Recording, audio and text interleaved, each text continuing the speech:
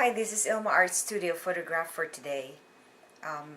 Check my website for my other artworks and photographs at ilmaarts.com. How are you today? I'd like to share with you my poem devotional, which is extracted from Proverbs 22 verses 24 to 25. Don't befriend angry people or associate with hot-tempered people, or you will learn to be like them and endanger your soul. And here is my poem. Steer clear of anger. Do you associate with angry people?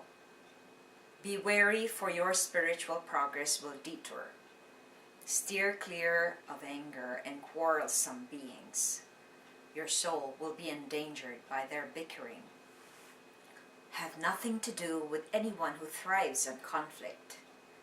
They will constantly keep you on edge and rob you of peace. Resentment, arrogance, and judgment are all anger's signs. They may be calm on the outside, but imploding on the inside. And here is my essay part of the devotional.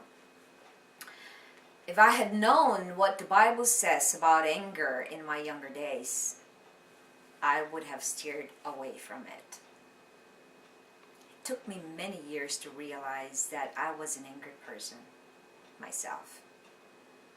Anger was something I absorbed from my own family and from someone I lived with. It was a stronghold in my family. The two types of anger are implosions and explosions. I was both exposed to the two types. I can see through an angry person easily after being one for many years.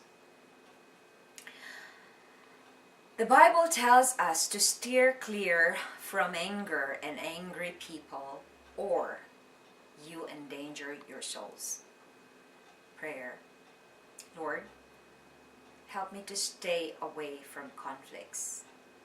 Reflection. When does anger become sin? And how can you avoid anger? And here is my testimony part of the devotional. Yes, it really took me maybe 2 or 3 decades to actually realize that I was an imploding kind of angry person. And this is the reason why I became an artist, is because I needed to vent out positively my anger. I was raising my one and only child, and when he was 2 years old, I would be shaking whenever something triggered me. And because I didn't want to hurt my son, what I did was to actually explore doing the visual arts. So I didn't know anything about art. I just got a piece of paper and tried to do something. And it made me feel better, like I'm pouring everything on paper, on whatever canvas, whatever I got. And I did that for like maybe the first 6 years of my angry life. And well, I think I was angry earlier than that, but the real awareness that I was getting angry took another many years before I actually could say that I was angry. And I remember a friend of mine who died already in 2000, and he was kind of close to me, and he was telling me, do you really, maybe he didn't also know, because he was also an angry person. Maybe he did not know, but he could probably see the repercussions of my anger, because like I'm trying to cover up everything. I'm trying to make everything look pretty to so that people will not suspect that probably I'm angry, or I myself didn't know I was angry. I thought my life was okay. I thought that if I do all kinds of achievement and all kinds of things that I'll be okay.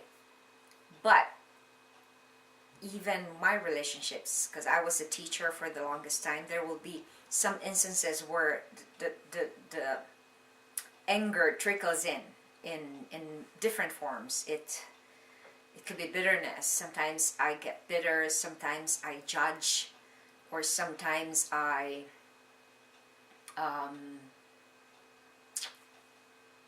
demand, or sometimes I I get irritable or I get impatient. These are all forms of anger, by the way. If you think that because you have never raised your voices to anybody, that you're not an angry person, because that's what I thought myself too, until I realized that anger has so many, manifestations. It could be, impatience. It could be an insulting remark, a belittling. These are all little manifestations of anger. And this friend I was telling you who died was actually telling me, like, how can you say that your life is okay when it's not? And I was so defensive. I was so like, who do you think you are to tell me that my life isn't? It's working. I was like, I'm having exhibits, I've been selling my stuff, and people believe in me, and I thought that was it, But I didn't realize that with the anger issue also came with the approval addiction, because I wasn't given so much affirmation and shown love when I was a kid. I would do anything, because the only time that my parents love me is when I'm doing well in school, or that if I have, that if I can perform for them, a certain gift or talent. So I actually literally lived my life trying to do that.